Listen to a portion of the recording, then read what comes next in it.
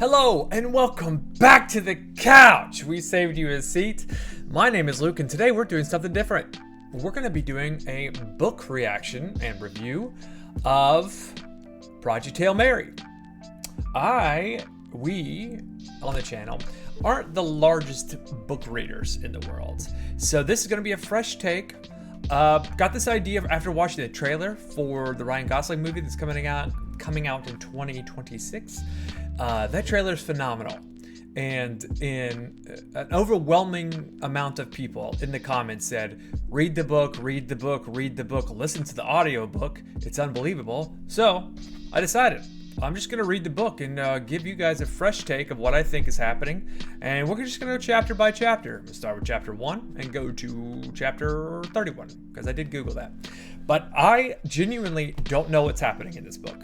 All I know is it's the same writer as The Martian, which I love the movie, and that I've seen the trailer, right? And so I do know that books are different mediums than movies, than TV shows. And so I'm just going to give you my fresh take. And so here it goes. This was such a fun read to begin with. And I'm just going to go over kind of my quick recap of what's happening. We have our guy waking up. He doesn't know anything about himself, which is interesting. And he doesn't know anything about what's happening, which is interesting because he can hear the computer speaking to him, right? And so our main guy gets our John Doe, we'll call him John for now. John gets a quick question, what's 2 + 2? And then he has trouble speaking, and he's got what he calls pipes going in and out of orifices, and he's completely nude, which is interesting. It's kind of a hilarious, the way it's depicted is pretty funny, how they kind of decide to illustrate to the audience how there's no more vulnerable position than he's in. He can't see, he can't speak, he can't do anything. And so he starts to begin to force his eyes open, and he tries to speak, and it doesn't necessarily work, and he gets knocked out again. So it happens again. He wakes up. He begins to try to figure out how to open his eyes. He begins to try to figure out a few other things. And during the read, you kind of figure out that he's pretty thoughtful. He's a pretty thoughtful person.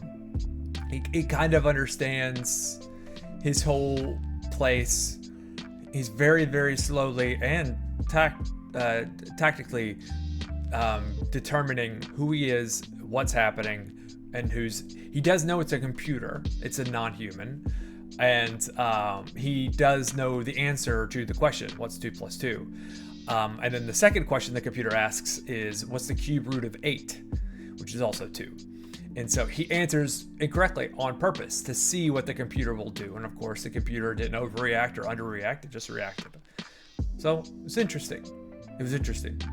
Our John Doe then begins to take the other stuff out of his body, except for the anal part and the catheter, and tries to get up and tries to move and realizes how difficult it is. And he also realizes after using his hands that he's like yoked, ripped.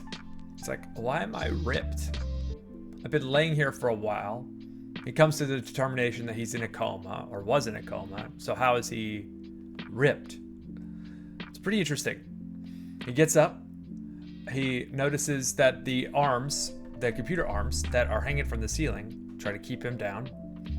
He kind of dodges them, but he also notices there are 2 other bodies there. Both of them dead. Immediately, he recognizes that they're both dead.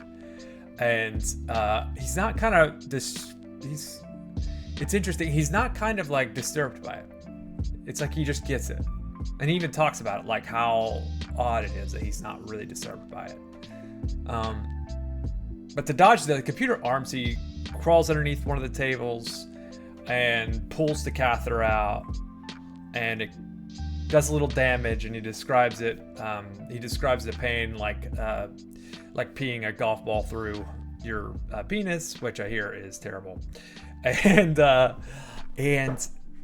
he sees a thin red line on the floor, and then he recalls for the first time something from his past, an email that he read about an anomaly that came from our solar system's sun, or the sun. I guess it's our solar system. I did see the trailer. Sun, it's got particles that are interacting and acting differently than the rest of them when they come toward Venus. And it's an email he read while he was sitting in a diner eating breakfast. So he knows a few things. He knows he can read. He knows he likes breakfast, and he talks about all of these things. He kind of begins to catalog all the things that he recognizes and knows. He also notices in the room that there's a ladder, and he tries to climb out, and of course he can't do it because he's weak. But he can't figure out why, because he's ripped. How come I can't do this? So the computer catches him, puts him back into the bed. He wakes up again, does the same thing, or he wakes up again, and there's food sitting there. The computer's like, eat. So he eats, and he describes it as being euphoric, which is awesome. And he describes it as being like, a hungry person, if they eat anything, they're going to describe it as being euphoric, which is interesting. He's really thoughtful. He's like near genius, not genius, but near like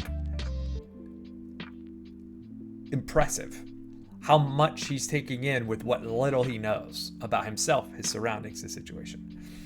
But he does manage to get back to the ladder, and he climbs out of the hatch, and he recognizes that it's difficult, but it's going to be difficult, but he does, and he goes into the next room. And in the next room, he sees a bunch of science equipment. He knows what they're called. He doesn't know why he knows what they are or what they're called, but he knows what they are called. And chairs. Everything is strapped down, right? It's all tacked to the ground, which is interesting.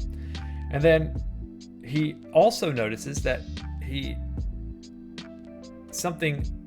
looks around. He sees that he sees a tape measure. It's got centimeters on it, but he's thinking also in inches and miles. So he determines that he's either English or American.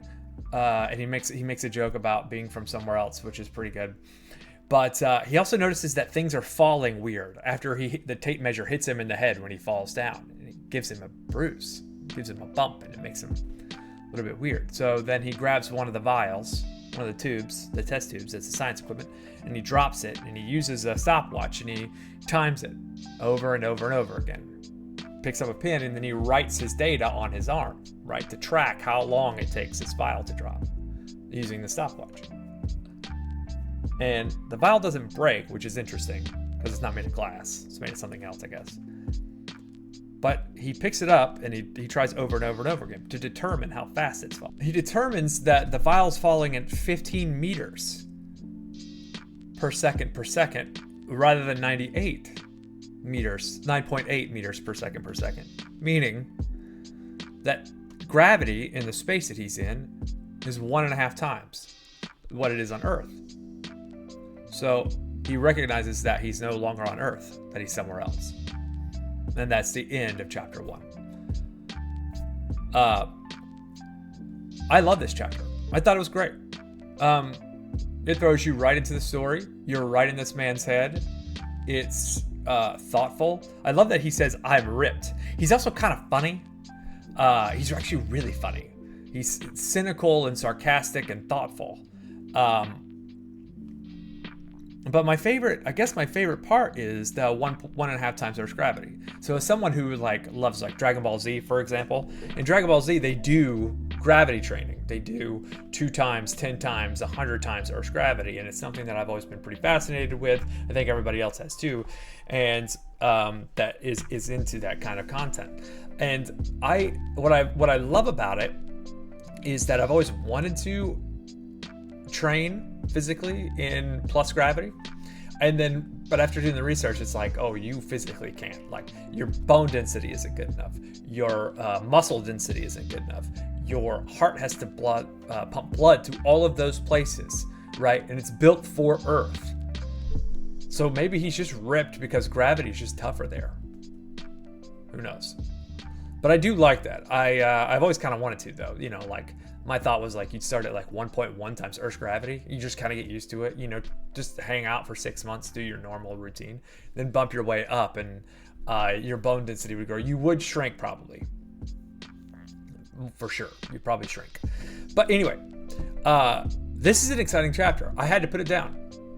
I wish I didn't have to put it down, but I had to put it down because I had stuff to do. But this is an exciting chapter, and I can't really wait to see what happens next to our John Doe. I'm sure he figures out his name. And from the trailer, we see a few other things, like, of course, there was an alien in the trailer and some other stuff. But I think I'm just going to jump into chapter 2 and see what happens. But this was awesome.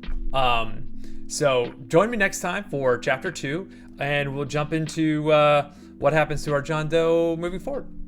If you like this content, please like and subscribe. Oh, and the if you want to purchase the book, I got a link to Amazon in my description. So outside of that, I appreciate you staying with me, and I hope you have a great rest of your day.